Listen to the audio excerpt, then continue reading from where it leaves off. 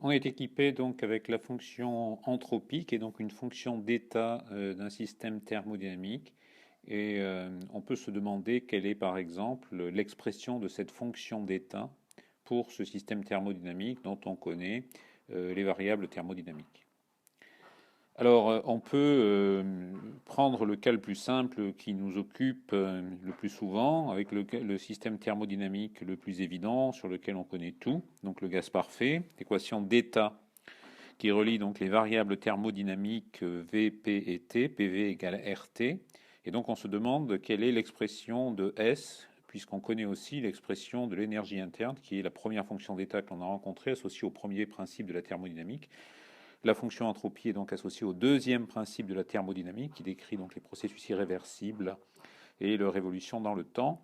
Donc l'expression de l'entropie pour le gaz parfait, on attaque le problème.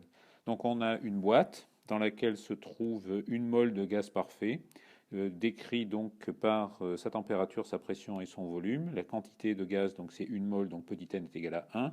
On a deux fonctions d'état, l'énergie interne donc associée au premier principe de la thermodynamique et l'entropie associée au deuxième principe de la thermodynamique. Premier principe, donc du égale delta Q plus delta W. Delta W pour une transformation réversible, quasi statique, suite d'état d'équilibre, on va écrire delta W, donc le travail mis en jeu par une transformation infinitésimale, delta W égale moins PDV dans ces conditions. Et on sait dans les mêmes conditions que deuxième principe de la thermodynamique, delta Q égale TdS, qui nous permet d'introduire l'entropie. Donc on a du égale TdS moins PDV. On a affaire à un gaz parfait. Pour toute transformation d'un gaz parfait, on a du qui est égal à CVDT, qui est donc là, du ne dépend que de la température pour un gaz parfait. On remplace du par sa valeur et donc on obtient immédiatement ds égale CV sur TDT plus P sur T dV. P sur T, c'est aussi R sur V, puisque PV égale RT. Donc on remplace P sur T par R sur V, et on se retrouve maintenant avec une variation dans une transformation infinitésimale. Donc on se retrouve avec une variation de l'entropie ds qui vaut ds égale CV sur T dt plus R sur V dV. À cette différentielle ds égale CV dt CV sur T pardon, dt plus R sur V dV, eh bien, on a une fonction entropie S qui est égale à CV log de T plus R log de V plus une constante. Si on repasse maintenant à la dérivée, on part de S égale CV log de T plus R log de V plus constante. L'expression donc de la différentielle de S ds est égale à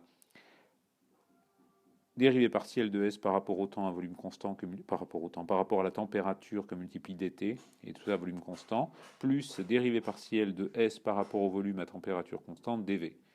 La dérivée partielle de S par rapport à la température à volume constant, eh bien ça fait d de CV log de t sur dt, ça fait bien CV sur t. Et même chose pour la dérivée partielle de S par rapport au volume à température constante, ça nous fait un dr log de v sur dv qui est égal à R sur v.